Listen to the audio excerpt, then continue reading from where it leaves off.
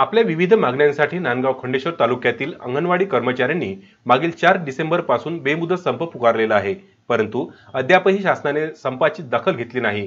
त्यामुळे शासनाचे लक्ष वेधण्यासाठी 17 जानेवारी रोजी अंगणवाडी कर्मचारी संघटनेच्या वतीने पंचायत समिती नांदगाव खंडेश्वर समोर धरणे आंदोलन सुरू करण्यात आलेले आहे। मागील 45 वर्षांपासून अंगणवाडी सेविका मदतनीस या मानधन तत्वावर काम करीत आहेत। त्यामुळे अंगणवाडी सेविकांना किमान 25,000 रुपये तर मदतनीसांना 18,000 रुपये मानधन देण्यात यावे। टीए बिलाची ग्रँट पूर्णपणे बोलावून टीए बिल काढण्यात यावे। नवीन मदतनीसांचे स्थगित असलेले मानधन देण्यात यावे। बहुतांशी ठिकाणी विधवा व परित्यक्ता आहेत, त्यामुळे त्यावर उपासमारीची वेळ येऊ नये। त्यामुळे या आंदोलनात सहभागी आहोत असे प्रतिपादन सेविकांना दिले। पंचायत समिती परिसरात विरोधी घोषणाबाजी करून परिसर दणाणून सोडला होता।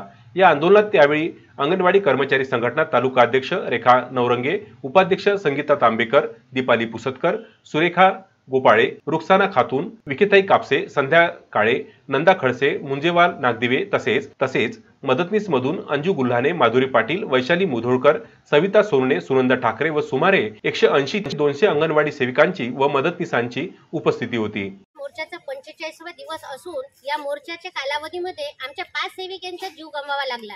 आमच्या 5 सेविकांच्या जीवाचं काय, त्याच्या कुटुंबाचं काय याच्यावर सरकारने थोडा तरी विचार करायला पाहिजे आणि आमच्या सेविकेचा कुठेतरी दखल घेतली पाहिजे। त्यासाठी आम्ही हा बेमुदत संप पुकारलेला आहे। आम्हाला आनंद नाही आहे की मुलांची पूर्वशालेय शिक्षण वगैरे झालं पाहिजे, कुपोषण झालं पाहिजे, पण सरकारने आमचा कुठेतरी विचार करावा, याची दखल घ्यावी, यासाठी आम्ही बेमुदत संप पुकारला आहे। जोपर्यंत आमच्या मागण्या पूर्ण होणार नाही, लेखी आम्हाला मिळणार नाही, तोपर्यंत आम्ही आमचा संप मागे घेणार नाही।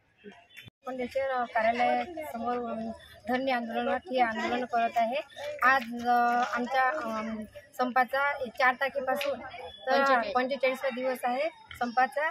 आणखी आमच्यावाल्या मागण्या पूर्ण केलेल्या नाही आहे शासनाने आणि आश्वासन देऊन आम्ही लिखित स्वरूपात त्यांना मागत आहे, तरी पण आजपर्यंत लिखित स्वरूपात दिले नाही, फक्त आश्वासन दिले। आश्वासन हे सरकार काही पूर्ण करू शकत नाही, त्यामुळे आम्ही हा संप मागे घेतलेला नाही आहे। कारण काय, हे सरकार लबाड सरकार आहे।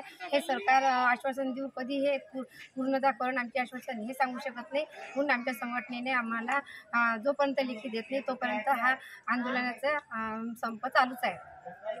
उत्तम ब्राह्मणवाडीसह पवन ठाकरे, विदर्भ न्यूज, नांदगाव खंडेश्वर।